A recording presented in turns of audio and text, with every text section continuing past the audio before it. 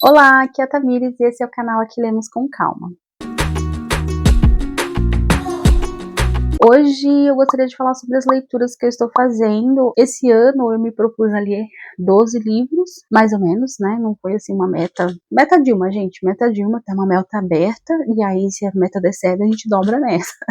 Eu me propus a ler alguns livros, mas eu gostaria de conversar um pouquinho sobre as leituras que eu estou fazendo agora em novembro. Na verdade, eu vou iniciar por um livro que eu adquiri. Eu adquiri esse livro aqui, Exorcista, Os Arquivos Secretos. Eu nunca tinha ouvido falar, gente. Eu vi que tava na promoção, tava mais ou menos uns R$ 38, mas como eu já disse em outros vídeos, eu gosto muito do sobrenatural. Então eu gosto muito de livros de terror, livro sobrenatural. Então sempre que eu vejo alguma coisa que é sobre isso, eu gosto de adquirir.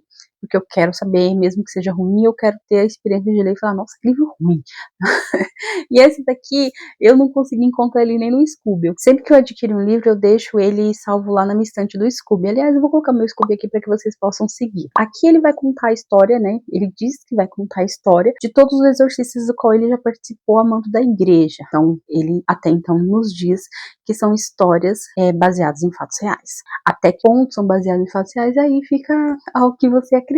Eu fiquei interessada e adquiri esse livro. Agora falando sobre as leituras que eu estou fazendo agora em novembro. Novembro já está acabando, então eu vou já dar continuidade em dezembro. Talvez em dezembro eu adicione um outro livro, dando aí os 13 livros anuais.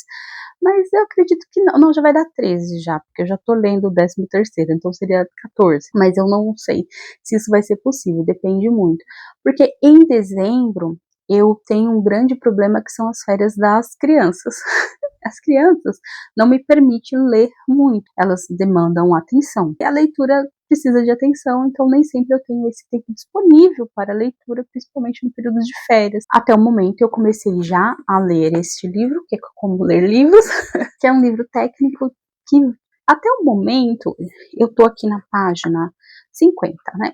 É um livro que ele ficou um pouco difícil para mim. Não pela sua narrativa. É narrativa? Não sei. É um livro técnico, ele não está narrando necessariamente uma história, mas ele está tentando me ensinar como eu leio melhor os livros e aproveito esses livros através de técnicas. Isso me trazendo uma dificuldade, porque como eu estou tão acostumada a ler livros de ficção, quando eu começo a ler esse livro, eu tendo a começar a imaginar uma história. Só que aí eu começo a perceber que eu já estou fantasiando e eu tenho que voltar a atenção para o livro, porque o livro ele não requer imaginação.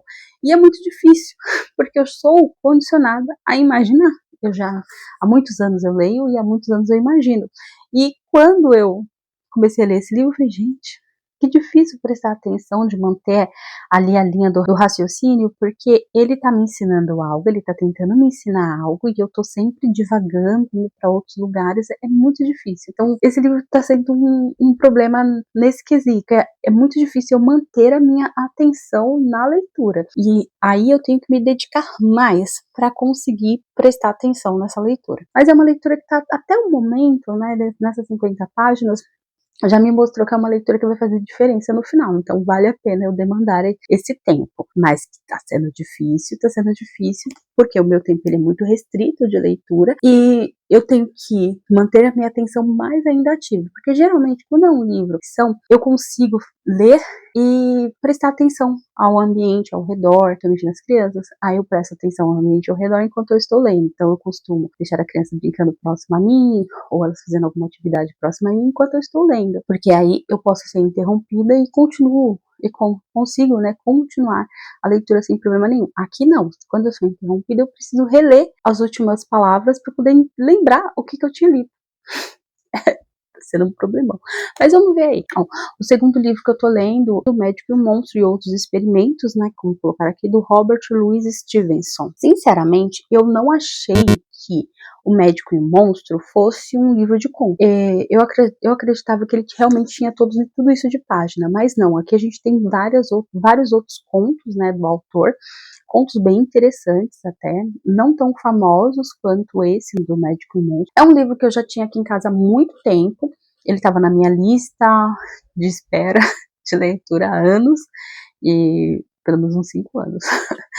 E eu sempre ficava postergando essa leitura. Eu lembro que mais ou menos ali em 2023 eu cheguei a pegar esse livro e falei assim, não, agora eu vou ler. E Eu não li porque na hora que eu vi o sumário e vi que tinha vários outros contos, e não somente o Médico e o Monstro, eu falei, ué, é um livro de contos ou é um romance? E eu não sou uma pessoa fã de contos, tá? Eu tô aprendendo ainda a gostar de contos, eu gosto de histórias longas, e contos é uma coisa que geralmente quando eu começo a me apegar pelos personagens, ó, gostar da história, ele acaba, ele dá aquele corte, oh, e aí começa a outra história.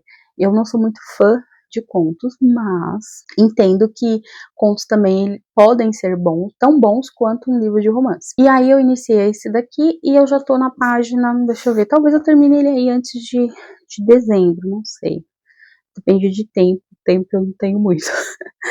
Tô na página 149, eu já tô no apanhador de corpos, ó, então cada pontinho desse pretinho aqui é um conto. Eu já li acho que dois contos, três contos. O primeiro conto eu não gostei muito, eu acho que foi uma péssima escolha de terem colocado esse primeiro conto. Esse conto como o primeiro, né, do livro, que ele vai contar uma história de um cara que vai para uma ilha. Aí ele vai para uma ilha e nessa ilha eles têm lá o pessoal nativo da ilha e o pessoal branco, que são eles que estão inseridos ali nessa ilha. E esse cara, ele vai cuidar do comércio, né? Ele vai ter uma loja lá onde ele vai fornecer mercadorias supérfluas, por exemplo, supérfluas assim, né? Pra gente, mas para eles que são essenciais, mas que eles não sabiam que precisariam, como papel higiênico, fósforo, farinha, açúcar, então ultimamente são coisas ali do dia a dia. Então ele tem um mercadinho ali nessa ilha. E ele chega nessa ilha, ele vê que já tem um povo lá que vive nessa ilha, que conhece como funcionam as coisas na ilha, que vai apresentando ele para a ilha e apresenta ele para uma mulher, onde ele vai casar com essa mulher. E ele começa a perceber que tem algumas coisas estranhas acontecendo na ilha e que o povo nativo tem ali os seus, vamos dizer, tabu. E que ele casou com uma mulher que é ligada a esse tabu. Então, logo, ninguém vai visitar a loja dele, ninguém tá comprando nada dele por causa desse tabu, que ele não sabe exatamente o que é. E aí ele vai investigar isso. É até interessante esse primeiro conto por essa questão cultural. Porém, tem até a introdução do tradutor, e o tradutor ele até explica isso. O autor ele quis manter o idioma, ou pelo menos o jeito de se falar desse povo nativo. Então, a leitura ela fica um pouco mais engessada porque você não entende tudo que o personagem quer passar, porque ele fala nesse linguajar. E a tradução manteve isso. O que não é errado, mas que deixa o texto mais difícil de ser compreendido. Não pela sua complexidade, mas simplesmente porque realmente tem como eu posso dizer, uma parede ali atrapalhando. É como você estivesse conversando com uma criança de 3 anos ou 2 anos de idade. Você vai entender algumas palavras, mas você não vai entender tudo. Você fica tentando adivinhar o que aquela criança quer te passar. E às vezes você entende, e outras vezes não. Você acha que entende, e é uma tentativa e erro até você se acostumar com essa forma de narrativa e com essa escrita, demora um pouquinho, por isso que eu não gostei tanto desse conto. Ele demora para você se ambientar, para você entender como é que funciona. Tanto a esposa dele não fala muito bem o idioma, o inglês, né, e ele também não fala o idioma dela. E aí os dois têm essa falha na comunicação, e o autor deixou isso bem transparente no texto. E você percebe a dificuldade dele de se comunicar com esse povo e esse povo de se comunicar com ele. Mas, brilhante, o jeito que ele conseguiu passar isso na narrativa, brilhante, mas deixa a gente arrancar uns cabelinhos ali para poder entender. E aí eu não gostei muito do primeiro ponto, mas por essa questão de narrativa, de escolha de narrativa. Já o segundo conto, que se eu não me engano, é O Demônio na Garrafa. Esse conto é gostoso, viu? Esse já não temos muito, nós não temos nem um pouco esse problema de narrativa, então a gente vai contar a história de um povo havaiano. Ele fala muito do povo havaiano aqui, viu? Nesses contos, até o momento. Até o terceiro conto que eu já li, ele também fala desse povo havaiano. E aqui ele vai contar a história de um demônio que fica na garrafa, óbvio, e que quando você é dono dessa garrafa, você pode pedir o que quiser para esse demônio que ele vai conceder. Porém, se você morrer com essa garrafa, você vai queimar no mármore do inferno. Basicamente isso. Só que, quando você tem o seu desejo, né, realizado, você pode vender essa garrafa, mas você não pode vender ela acima do valor que você comprou. Então, se você comprou a $50, você tem que vender a no máximo $49. Se você tentar vender ela por $50 ou $51, ela retorna para você. Não adianta, mesmo que a pessoa te pague, quando você sair lá do local, você vai perceber que a garrafa continua sendo sua, ela vai junto com você. Sempre, né, você tem que vender por um valor abaixo. Então, se você comprou por 50, vendeu por 49, a próxima pessoa, né, que comprou por 49, ela tem que vender por 48.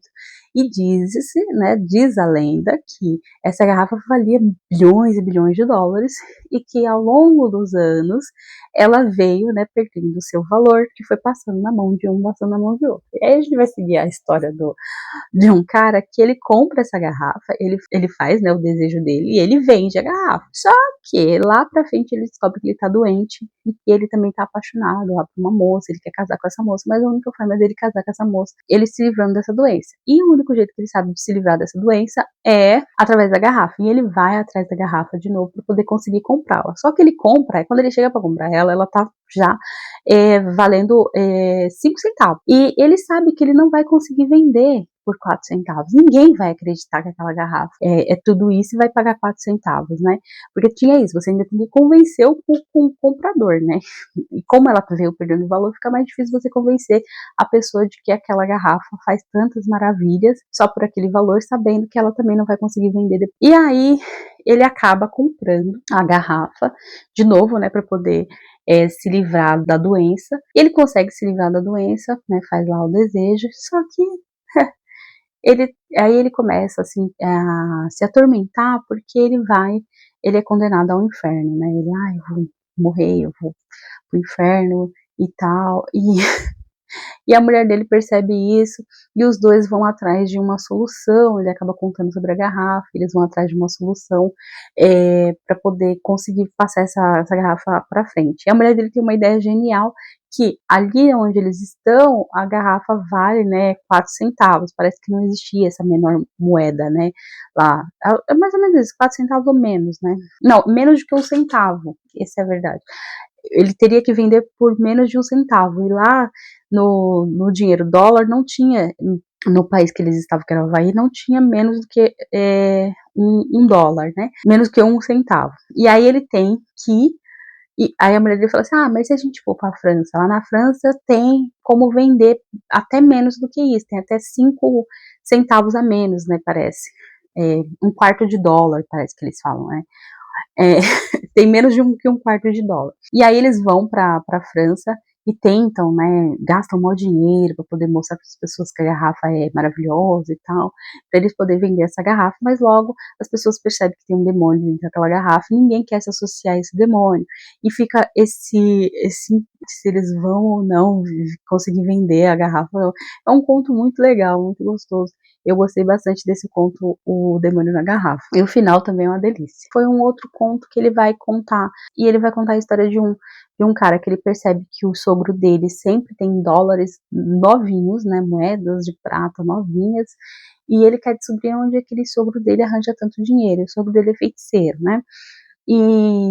E porventura ele acaba descobrindo que o sogro dele faz um feitiço, ele vai é transportado até uma ilha, e nessa ilha ele cata conchas, e dessas conchas ele transforma em desses dólares. Aí quando ele volta pro mundo dele, ele tem dólares novos, né? E ele fica com aquilo na cabeça e fala: não, eu vou falar pro meu sogro que eu quero esse dinheiro para mim, e que ele vai ser obrigado porque eu sei do segredo dele, senão eu vou contar pra todo mundo. E ele vai lá e ameaça o sogro dele. Só que ele não contava que o sogro dele não caiu na ameaça dele. Na verdade, o sogro dele era extremamente forte. Ele já tinha uma reputação de quem ia contra ele meio que essa pessoa sumia, que ninguém encontrava nem os ossos dessa pessoa, não encontrava mais nada, ela sumia do mapa. E o sogro dele faz a mesma coisa com ele, leva ele até o alto mar, e no alto mar o abandona lá, depois de fazer um feitiço, né, onde ele vira um gigante, consegue sair do mar e ele fica para trás. Ele acaba sendo resgatado, né, por uma escuna que passava, e ele vai parar numa ilha, que por coincidência, era a mesma ilha que o sogro dele costumava ir para poder catar as conchas e transformar em dólares. E o interessante é que daí para frente a gente vai vendo ele construindo uma nova família, ele se casa novamente, ele percebe que se ele ficar num ponto da ilha, o sogro dele não vai pegar ele tem medo desse sogro ainda, tem bastante receio do sogro descobrir ele e acabar matando ele, porque até então era para ele ter morrido lá no alto mar, mas ele foi salvo por esse navio. E aí, ele acaba convencendo os outros, né, habitantes dessa ilha sobre como acabar com aqueles feitiços, porque quando você vai para essa ilha através do feitiço, você vai meio que invisível. Então quem tá lá na ilha não consegue ver esses feiticeiros, mas sabe que eles estão fazendo magias ali, eles conseguem ouvir as vozes, né, mas eles não conseguem ver essas pessoas. E tem toda uma lenda para trás disso. E todas as pessoas que tentaram fazer alguma coisa contra essas vozes acabaram morrendo, aconteceu alguma coisa com elas, então eles evitam, né, essa região da ilha. E esse pessoal, eles só costumam ir nessa ilha em algum período ali do ano, que é o tempo que é na ilha deles, né, a ilha de origem, a comida fica envenenada, fica, como é que eu posso dizer, maculada lá, e eles não podem consumir os peixes daquela região durante um certo período do ano. E nesse certo período do ano eles vão para essa ilha, porque é a segunda casa deles. Só que depois ele descobre que esses caras são canibais, na verdade. E que eles estão tratando ele bem porque eles vão comer ele. E aí o único jeito dele conseguir sair de lá seria voltar pro sogro dele, né?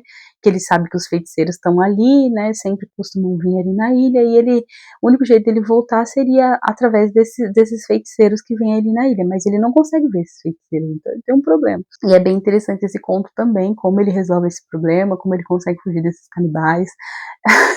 Como ele vai, né, se livrar ao mesmo tempo do sogro dele, né, porque mesmo que ele consiga se livrar dos canibais, depois que o sogro dele também quer matar ele.